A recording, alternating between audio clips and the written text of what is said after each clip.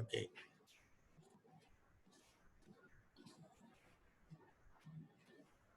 Hello.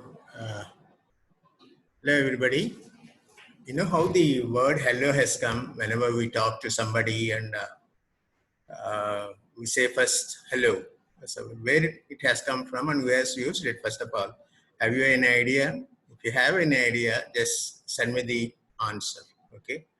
And now we are going to start glaucoma. Glaucoma is important for you people in the theoretical point of view. Primary open angle glaucoma and angle closure glaucoma, they will be given as essay questions. And secondary glaucomas, usually we give them as short notes. Okay. So the glaucoma, it is a significant cause.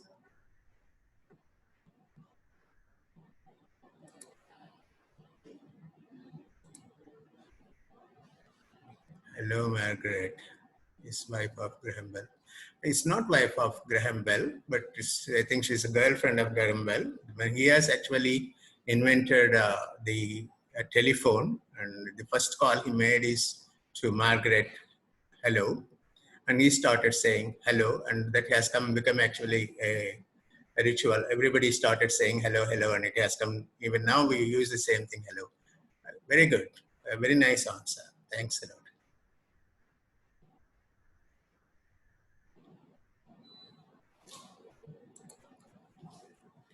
So the short notes will be from the secondary glaucomas.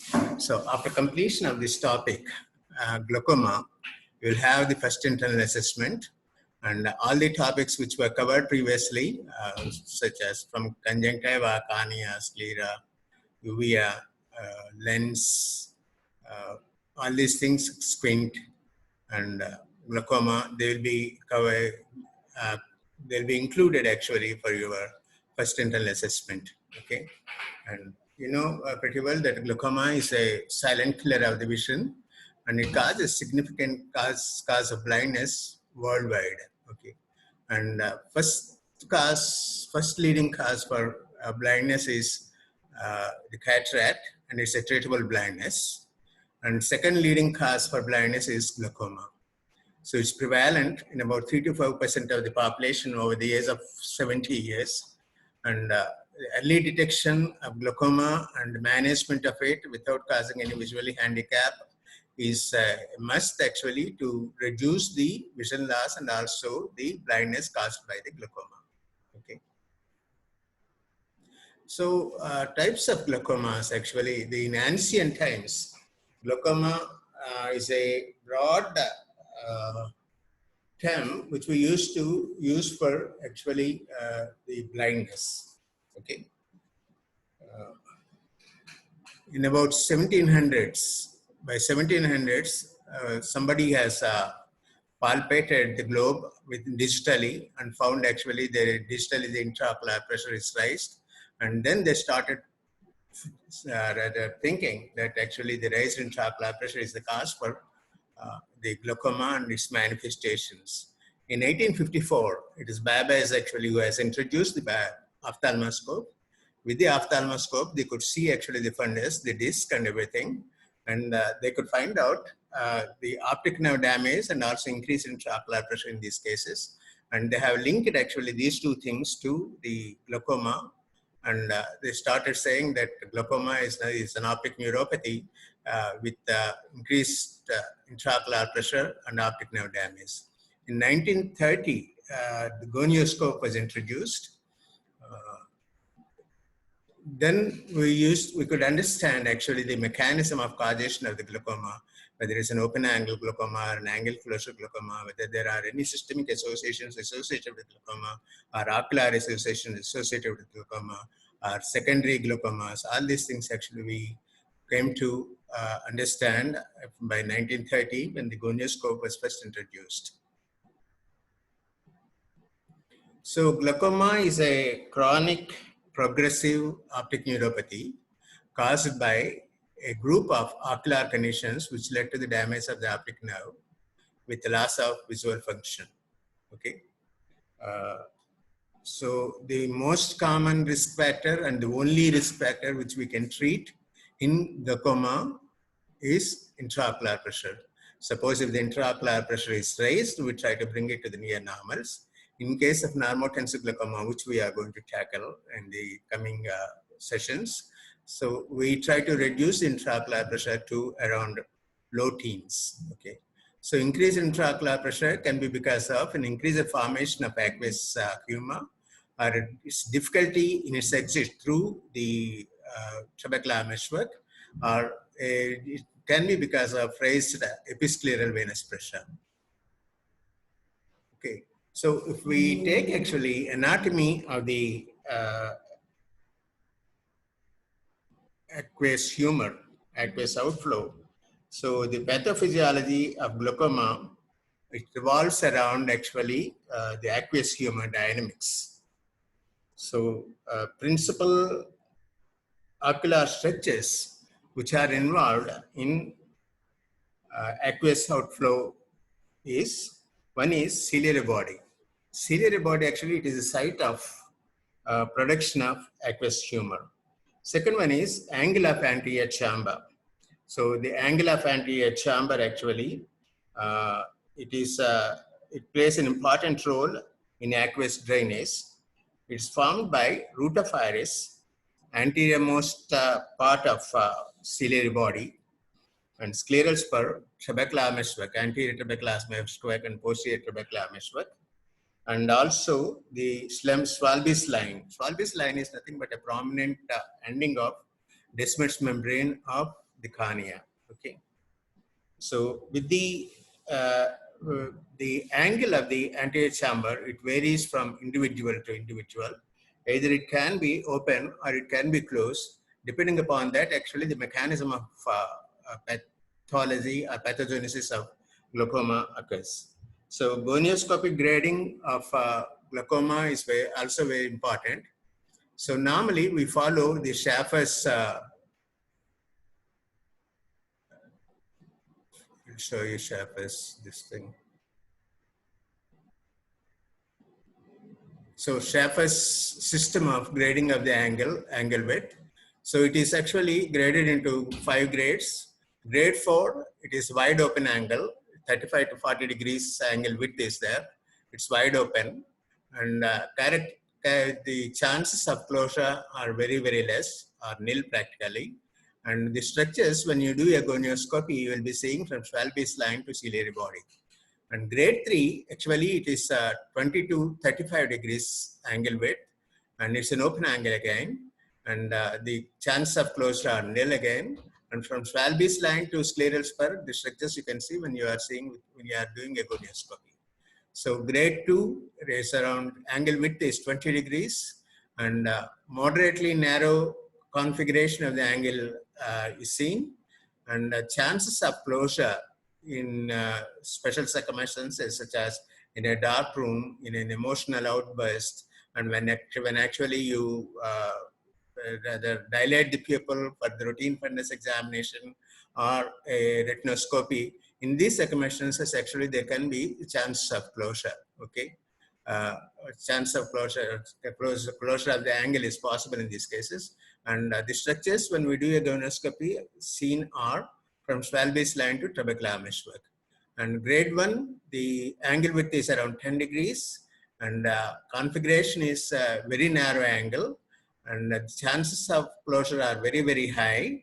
And Schwalbe's line actually is only seen. Schwalbe's line, I have already mentioned, that is a prominent, and it's an ending of actually Descemet's membrane of the cornea. Okay. Grade 0, the angle width is 0, and configuration, the angle is completely closed, and the chances of closure are very, very high in these cases. And none of the angle structures they are seen actually when you do a gonioscopy.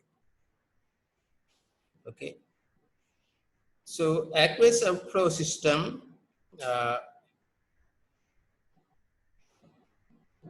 it can be, it contains actually a trabecular meshwork, Schlemm's canal, collector channels, and episcleral veins, and aqueous veins. So these are the various structures actually which are involved in aqueous outflow system. Okay. So trabecular meshwork, it is nothing but a circular sponge work of connective tissue lined by trabeculocytes. Okay. So it behaves like a sieve-like structure through which actually aqueous leaves the eye. Aqueous leaves the eye and goes into the episcleral veins and also into the systemic circulation. So the trabecular meshwork again, it is of three types. One is uveal meshwork, and second one is a corneoscleral meshwork, and third one is extracanalicular meshwork. So uveal meshwork is innermost part, and it extends from the root of the iris to the ciliary body, root of the iris and ciliary body to the Swalbis line, and the arrangement of the trabecular bands actually they create openings through which actually the aqueous leaves the anterior chamber, and they are of size of 25 microns to 75 microns. Okay. Corneoscleral meshwork is the second one. Actually, it is the largest middle part actually, which extends from scleral spur to lateral wall of the Schlemm's canal, and it consists of sheets of trabecular trabeculae that that are perforated by elliptical openings, and the size of the opening is 5 microns to 50 microns. Okay, and this connects the Schlemm's canal. So the extracanalicular meshwork is the outermost part of actually the trabecular meshwork, and this connects with the Schlemm's canal, and this part of the meshwork offers the maximum resistance while actually the aqueous is leaving the anterior chamber through the meshwork. Okay, and Schlemm's canal is again an endothelial lined oval channel present circumferentially in the scleral surface, and endothelial cells of inner wall are irregular, spindle shaped, and contain giant vacuoles or aqueous veins. So outer wall actually it's lined with smooth flat cells and contains opening of collector channels.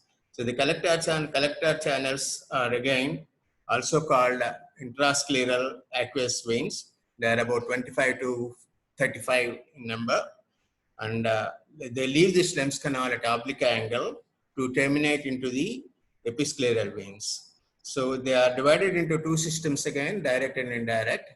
And direct system actually it is formed by a larger vessels, aqueous veins, and they run short intrascleral course before ending into the episcleral veins. And indirect system actually it is formed by small vessels. Before they enter into the Schlemm's canal, actually they form an intrascleral plexus. Okay, and so the aqueous humor dynamics and aqueous humor, how actually it leaves the anterior chamber, it has got actually two conventional pathway and unconventional pathway, trabecular meshwork pathway or this thing. So the aqueous actually it is produced in ciliary body, and it gets collected actually in the posterior chamber, and from the posterior chamber through the pupil it enters the anterior chamber, and aqueous in the anterior chamber in about 90% of the cases it goes through the trabecular meshwork, Schlemm's canal, collector channels, and episcleral veins, and this is known as trabecular or conventional outflow. In 10% of the cases, it may go to ciliary body, suprachoroidal space, venous circulation of the ciliary body and choroid and sclera, and this is known as actually uveoscleral outflow. Okay, so next we go on to actually the applied anatomy, applied physiology of the aqueous humor. So this is very, very, very important to know about actually the dynamics of aqueous humor dynamics.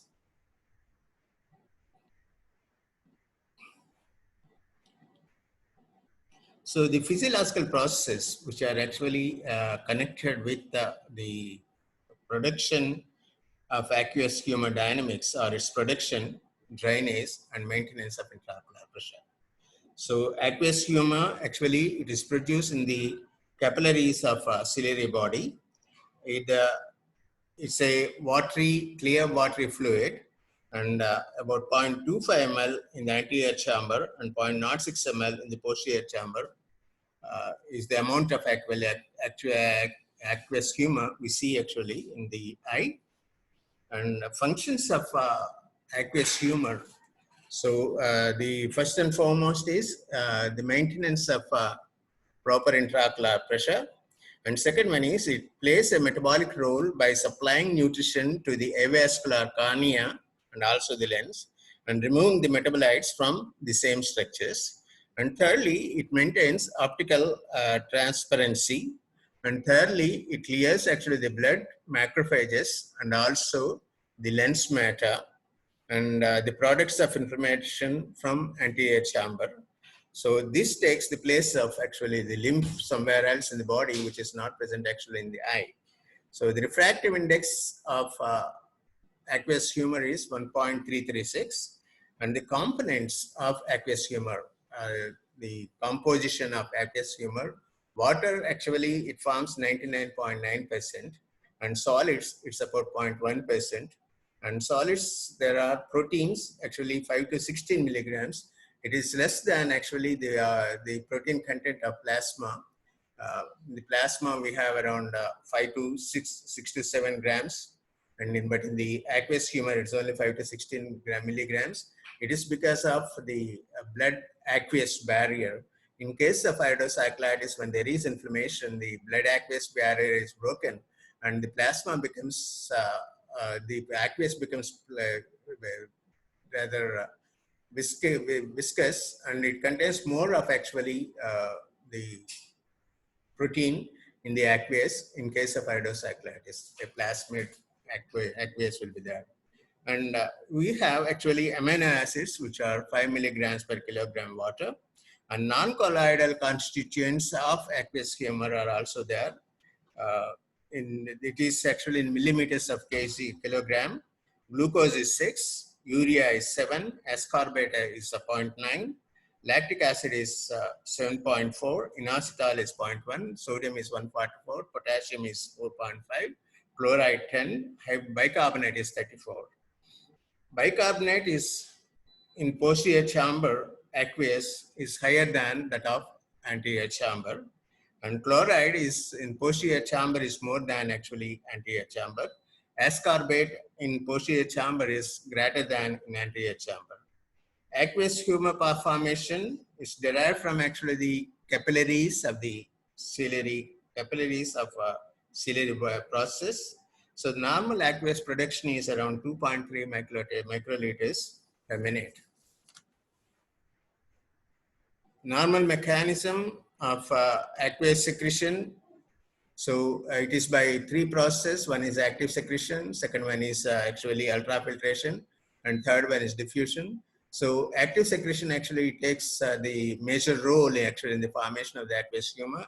About 70% of the aqueous humor is produced by the process of active secretion, and ultrafiltration actually it contributes around 20%, and diffusion is about 10%. Okay.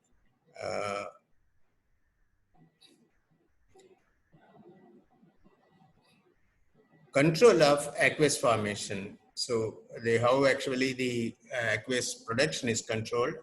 So this is diurnal variation of intraocular pressure is a known factor. In the morning, actually, it will be more, and compared to actually in the evening. So the diurnal variation of intraocular pressure indicates that there is some endogenous mechanism which actually influences the aqueous formation. So vasopressin and adenyl cyclase have been described to affect aqueous formation by influencing the active transport of sodium. And ultrafiltration and diffusion are dependent on the level of blood pressure in the ciliary capillaries. So drainage of aqueous humor Aqueous humor from PC to AC through the pupil and against slight physiological resistance. I have already mentioned actually the two routes actually through which aqueous leaves the anterior chamber. One is trabecular outflow and second one is uveoscleral outflow. In trabecular outflow, actually, from the anterior chamber, it goes to the trabecular meshwork, Slem's canal, collectors channels, and episcleral veins. And that forms around 90% of actually aqueous outflow. And ciliary body, suprachoroidal space, venous circulation of the ciliary body and choroid and sclera. This forms actually uveoscleral outflow. This forms around 10% of the outflow of or exit of aqueous humor from the anterior chamber. Okay. So the maintenance of IOP is very, very important. IOP actually is nothing but it is the pressure exerted by the intraocular fluids on the coats of the eyeball. Okay. So normal intraocular pressure is 10 to 21 millimeters of mercury or 16 plus or minus 2.5 millimeters of mercury. Okay. So there are normal IOP is maintained by the dynamic equilibrium from between actually the aqueous production and its exit into the systemic circulation through episcleral veins. Okay. So the local factors influencing the intraocular pressure are first and foremost is the rate of aqueous humor formation, which again is dependent upon the permeability of the capillaries and osmotic pressure of the blood. Okay.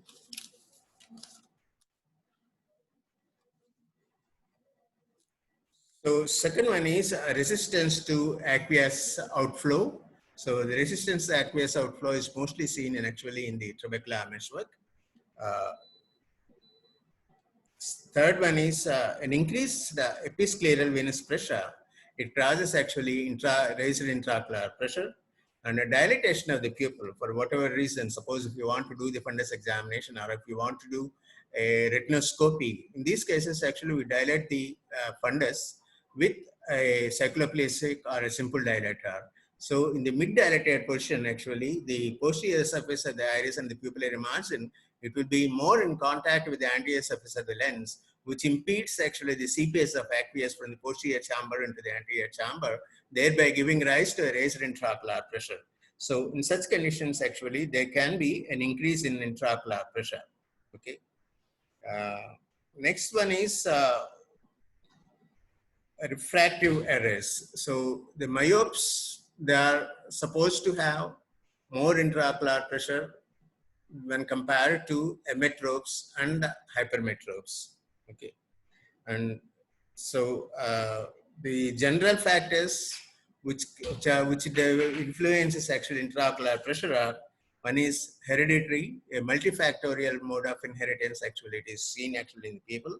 Yes, it increases, the IOP increases after the age of 40 years due to reduced facility of aqueous outflow in the trabecular meshwork.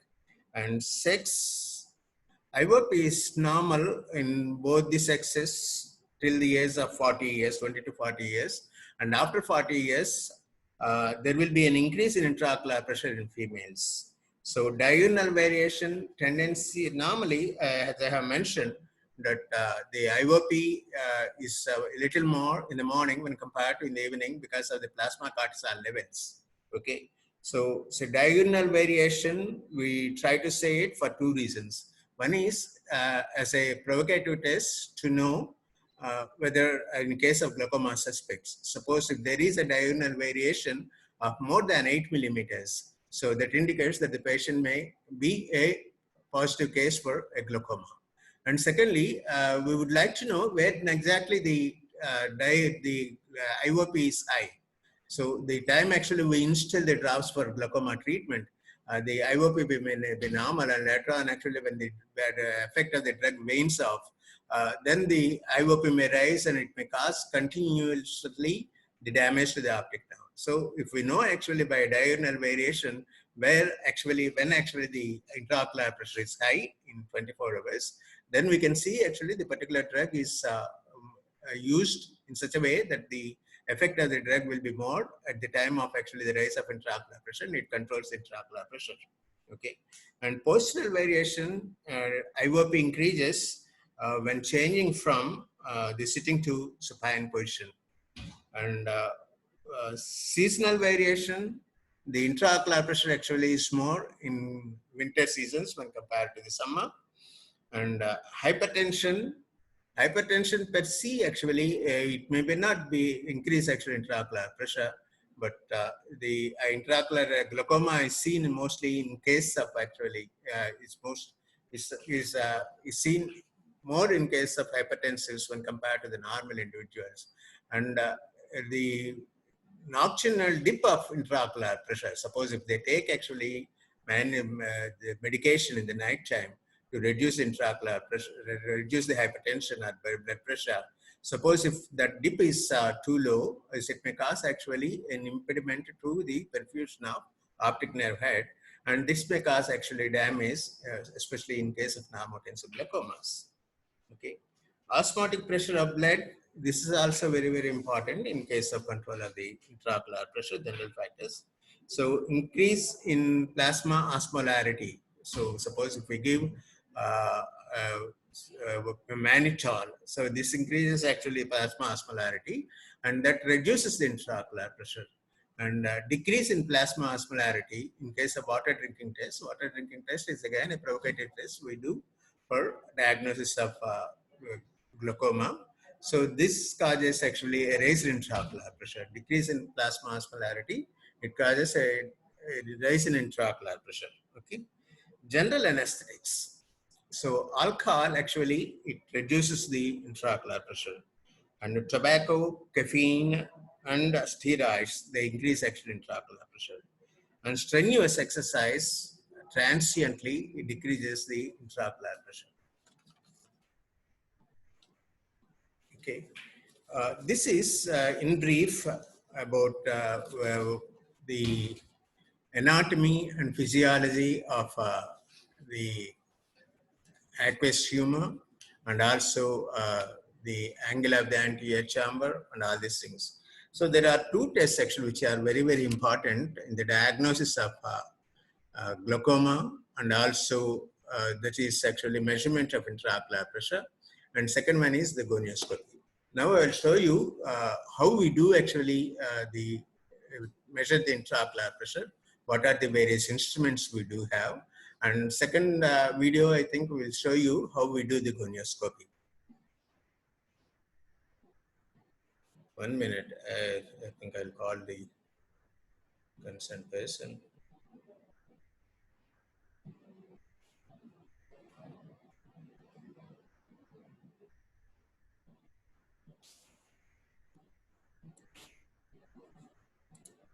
Grisha, the slide, tonometry petwa.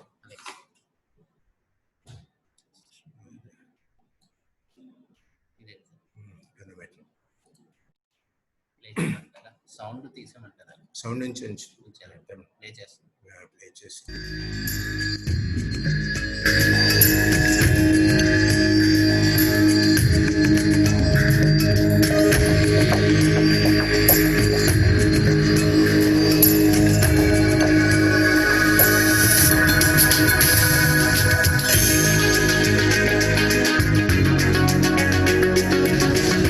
Intraocular pressure is the only modifiable risk factor in glaucoma. Additionally, this is the most commonly assessed parameter in the follow-up of this disease. Therefore, knowledge about theory and practice of applanation tonometry is a must for every general ophthalmologist. Video has been created to give insight into the practice of the most standard method of assessment of intraocular pressure, that is Goldmann applanation tonometry. Intraocular pressure is measured by relating deformation of globe to force responsible for deformation. Depending on shape of deformation, tonometry has been categorized into two types. Indentation tonometry, where shape of deformation is a truncated cone, and applanation tonometry, where the shape of deformation is simple flattening. Their prototypes are Shor's tonometer and Goldmann applanation tonometer respectively. Short tonometer displaces large volume of fluid and hence scalar rigidity affects results significantly. As a result, the amount of fluid displaced is variable and unpredictable, which gives inconsistent results and hence requires conversion tables based on empirical data. In applanation tonometry, the shape of deformation is simple flattening and is constant. Therefore, relationship of intraocular pressure can be derived from mathematical calculations. Goldman applanation tonometer is a type of variable force applanation tonometers. It measures force required to applanate a standard area of cornea. Non-contact or air puff tonometer measures time required to deform cornea in response to standard force and then calculates the intraocular pressure. Other applanation tonometers include Perkins tonometer, which uses same biprism as that of Goldman tonometer. Pneumatic and Mackey Mark tonometers can be used in scarred or edematous corneas. Tonopen is a handy instrument which is useful for measurement of intraocular pressure in irregular corneas and in bedridden patients. Goldman applanation tonometer is based on Imbert-Fix law, which states force required to deform a perfectly flexible, dry and thin sphere is equal to the product of area deformed and the pressure inside the sphere.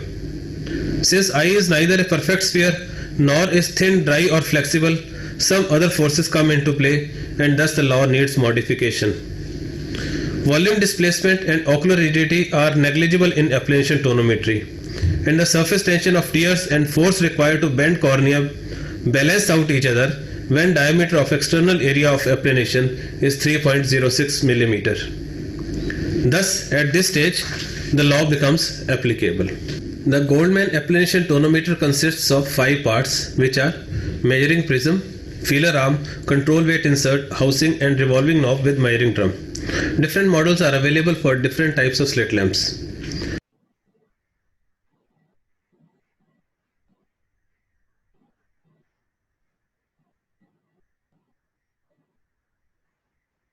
However, the probe tip is common to all models.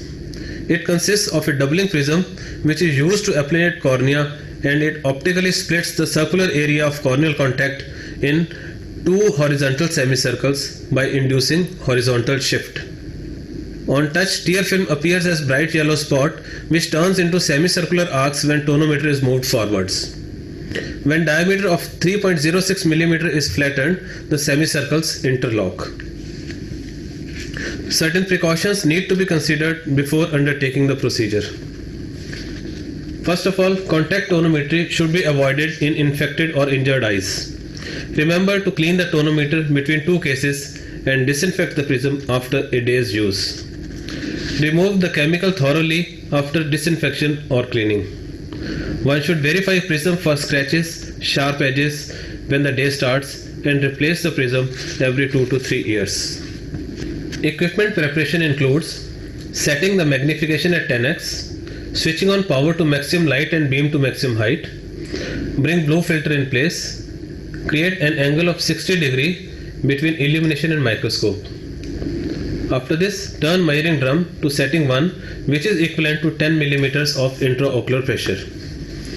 After informing the patient regarding procedure, anesthetize both eyes with proparacaine.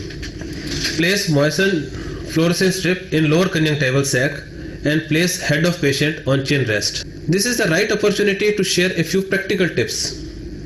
Do not touch the lashes with prism. They are not anesthetized and will induce blinking.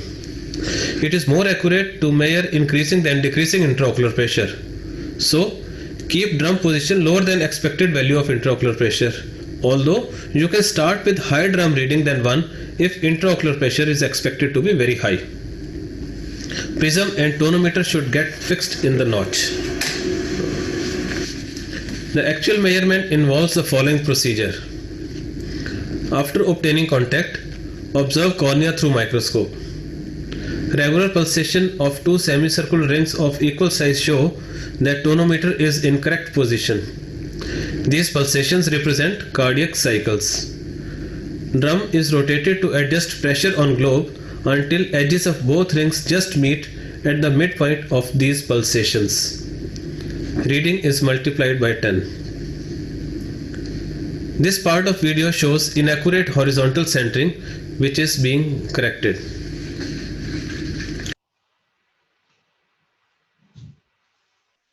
This part of the video shows inaccurate vertical centering, which is being corrected.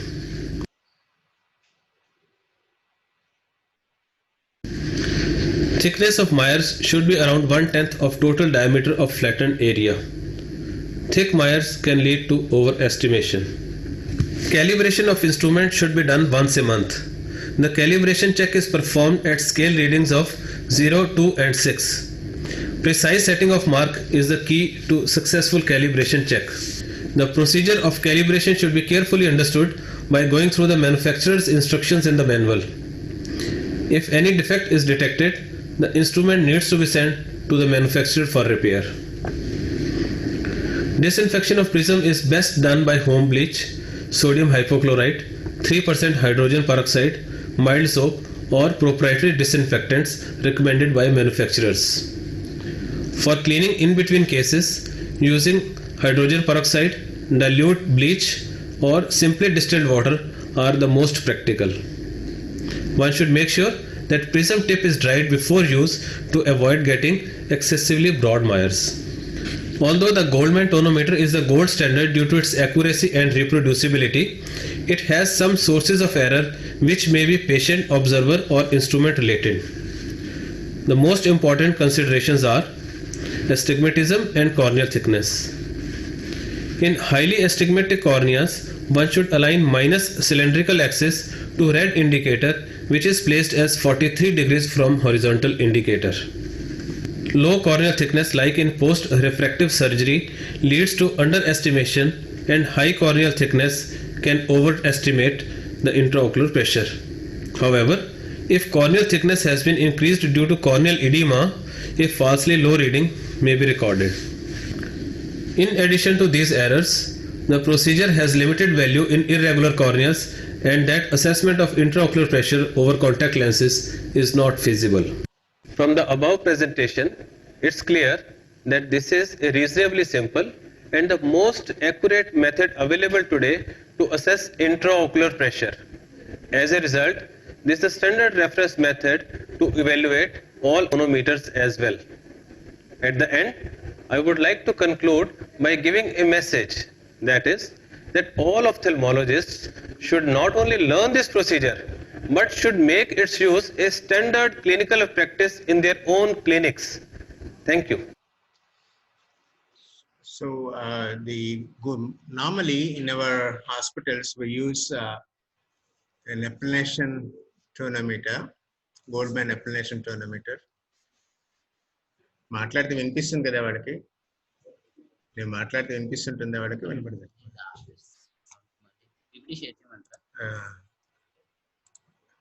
అది అలా ఉంచి PPT style తర్వాత ఏమొచ్చి దాంట్లో వెళ్తారు. So normally in our hospitals actually we use either Chiard's indentation tonometer or Goldman appellation tonometer. So we have actually a Goldman appellation tonometer in our hospital. Chiard's indentation tonometer is also there. The advantage of Chiard's indentation tonometer is actually it is portable and it can be taken to the periphery very easily. And whenever you are conducting camps actually to take the intraocular pressure, it becomes very, very easy. But the problem with that is actually the scleral rigidity actually it hampers or it comes into play, and so that causes actually fallacious readings sometimes. So Goldman appellation tonometry is definitely a gold standard one, and we use it actually in our hospital. Perkins handheld appellation tonometry also we have seen actually the instrument. That's used actually for the individuals, for the children who are not cooperative, who will not be able to sit just before the slit lamp. And secondly, whenever you are forced to take actual intraocular pressure on the table in the children itself or after anesthesia. Okay, so these are the things. So next, I don't know, we have the time. I think we'll go for. I'll show you the gonioscopy also.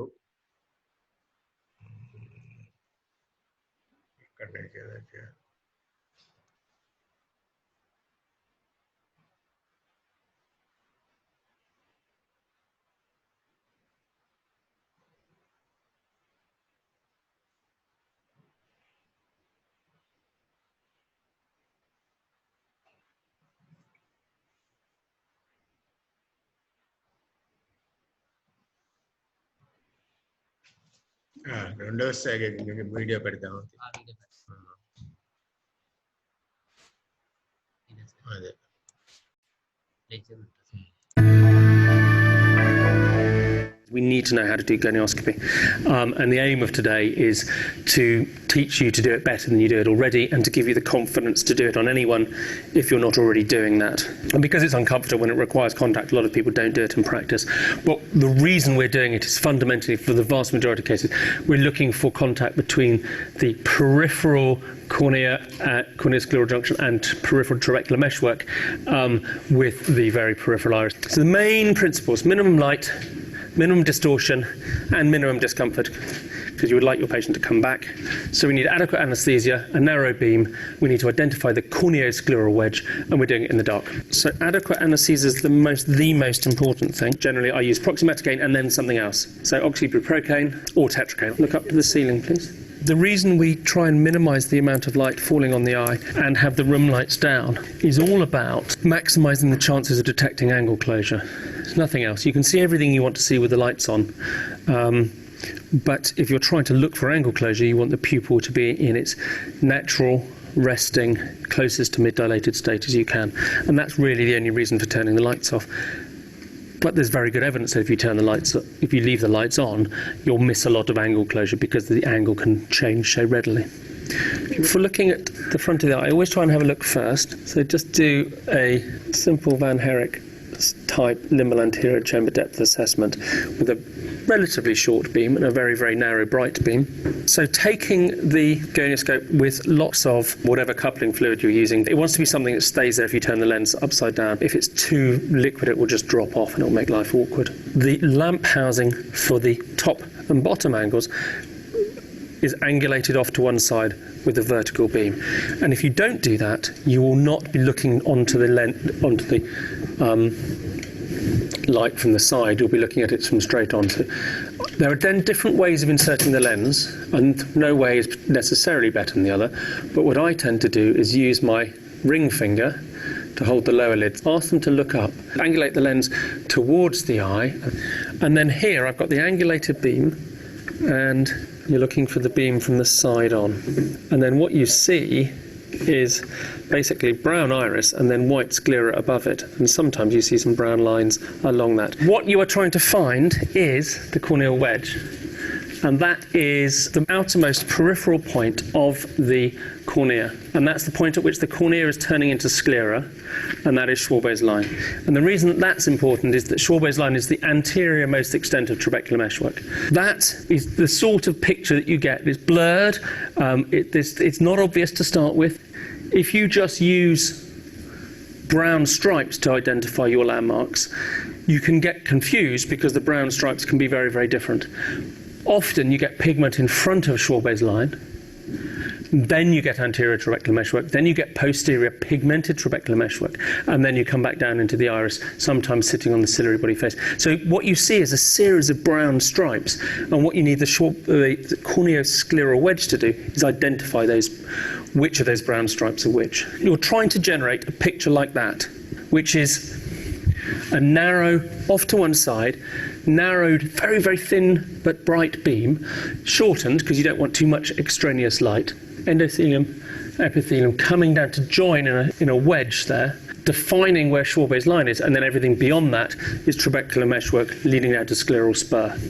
And it can be a number of different shapes, but it's that sort of blunt edge. Sometimes it's very pointy, sometimes it's round edge. That's very, very thin, thinning it right the way down to get that sort of wedge-shaped structure there. But you can see there are lots of brown stripes down here which are very confusing as to what they might be. If you have a broad beam, you can see the angle nicely, but you can't see that corneoscleral wedge landmark. Whereas when we start off, thinning it right the way down, that's telling me that, here's my landmark. So that line across here is going to be Schwalbe's line, and in front of it is trabecular meshwork.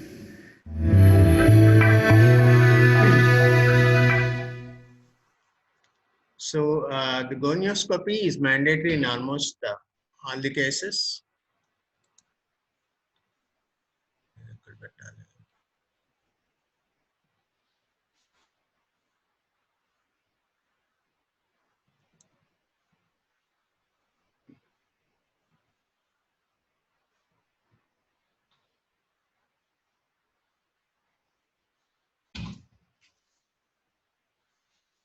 అది మామూలుగా పెట్టేసి video అయిపోయింది class ఒక time ఉంది 10 minutes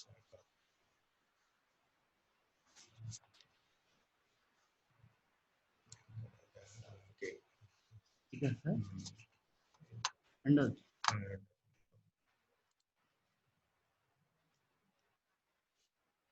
okay మాట్లాడేసి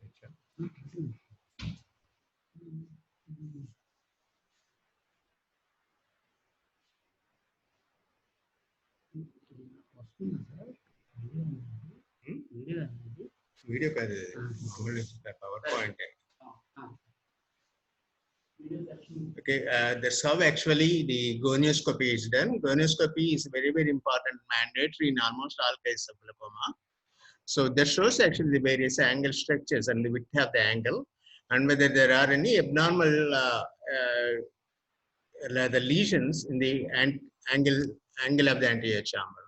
So in case of angle cursor glaucoma, when we manage the case, it's important actually how far actually the angle is closed, whether there are any peripheral anti-acynic, whether there is any pseudo-exfoliative material, whether there is any blood in the anterior chamber or cyst in the anterior chamber, or neovascularization of the angle, which may be a neovascular glaucoma. All these things actually will have to take a note of it. So that's very, very important actually to know, to assess the angle in every individual. And that actually helps us in the management of a patient who is coming with a raised intraocular pressure. So this is one of the important tests we do, both the tonometry and also angle of the anterior chamber adjustment by gonioscopy. So these gonioscopies actually you have a single mirror gonioscope, 2 mirror gonioscope, and 3 mirror gonioscope, and 4 mirror gonioscope. In single mirror gonioscope, actually, you have a single mirror. So there will be magnification of the angle structures will also be there. And this requires actually coupling fluid, so as to keep actually the gonioscope onto the cornea. In 2 mirror gonioscope also, it is the same thing. 2 mirrors will be there, both the superior and inferior angle, or temporal and lateral angle can be seen at the same time. And this also requires actually a coupling fluid. In 4 mirror gonioscope, actually we don't require any coupling fluid. After anesthetizing the cornea with local anesthetic, be it Gelcan, 4% or paracaine or methacaine or whatever, saprophytic or whatever it is. So we just put actually the gonioscope and see almost all the 4 structures, all the 4 sides, superior and inferior and lateral and temporal angles. And you can make out what structures they are seen by just mentioning the farthest structure which we see actually. And we come to a conclusion whether the angle is closed or angle is open. Okay, so that's how we do it with the 4 mirror gonioscope. Okay, so we have other instruments such as an UBM, ultrasound biomicroscopy, or the angle we can make out. With this, actually, you will be able to make out whether the angle is open or closed. But the texture and how far actually, whether there are any pseudo-exfoliated material or neovascularization, all these things we may not be able to make out with the UBM. And OCT of retinal fiber layers, all these things actually we can do it. And another important test we have is a Humphreys visual field analyzer. So that's important. That also will tell you as it in future cover these things. Okay. So as we have already seen the structures which are seen on gonioscopy. So the root of the iris, antemost part of the ciliary body, scleral spur, and trabecular meshwork. Either it can be an anterior trabecular meshwork and posterior trabecular meshwork, and Schwalbe's line, which is nothing but actually the termination of the dismeshed membrane of the cornea. Okay, so that's how actually it is seen in the diagrammatic representation. So this scleral spur, this is actually single mirror gonioscope. Schwalbe's line you have here, and trabecular meshwork both anterior and posterior. Schlemm's canal and scleral spur and iris root. Okay. So the angle, how actually we rather grade the angle width, we have already seen. The grade normally we use there are different classifications Schaper's classification and Shee's classification. All these things are there, but we normally use Schaper's classification, Schaper's system of grading of the angle of width. And to repeat, actually, because this is important, sometimes it can be given as a short notes question. And Van Herrick's grading is another thing actually which we come to it in the future classes. So that also may be given as a short notes question for your people. So Schaper's system of grading, actually, if it is grade 4, the angle is 35 to 40 degrees width, and it's wide open, and the chance of closure are very, very less or nil. And from Schwalbe's line to the ciliary body, almost all the structures will be able to see. And in grade 3, 20 to 35 degrees angle width is there, and it's an open angle again, and the chance of closure are nil. And from Schwalbe's line to scleral spur, we will be able to see. And grade 2, about 20 degrees angle width and moderately narrow angle, and the chances of closure are possible. There, and from Schwalbe's line to trabecular meshwork, actually the structures are seen. And grade 1 again is 10 degrees, and it's a very narrow angle, and the chances of closure are very, very high, and Schwalbe's line only is seen. Okay, so the other structures actually you will not be able to see. Grade 0, no structures will be visible in the angle, and it's almost a closed angle. Okay, so in the next class, actually, we talk about the glaucoma perspective of the glaucoma, what is actually the definition of glaucoma, and the classification of glaucoma, and most likely I will cover a primary open angle glaucoma on that particular day on Monday. Okay.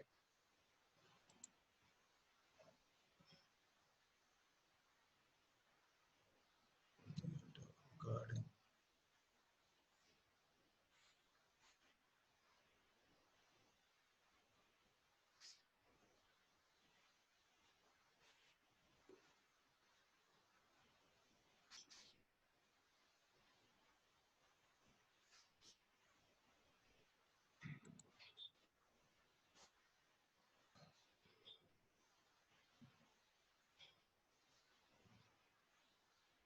Any doubts you can ask me.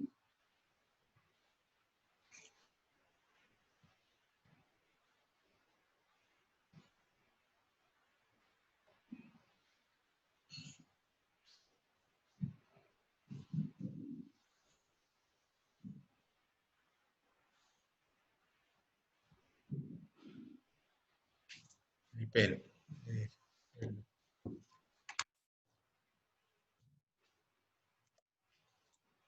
ఏమిటో ఇది నేర్చుకోవాలనుకోండి నన్ను అస్తమాట పిల్లలు బాగాలేదు ఇది అనిపిస్తుంది అదేం లేదు sir మేము అన్ని సార్ ఎండ్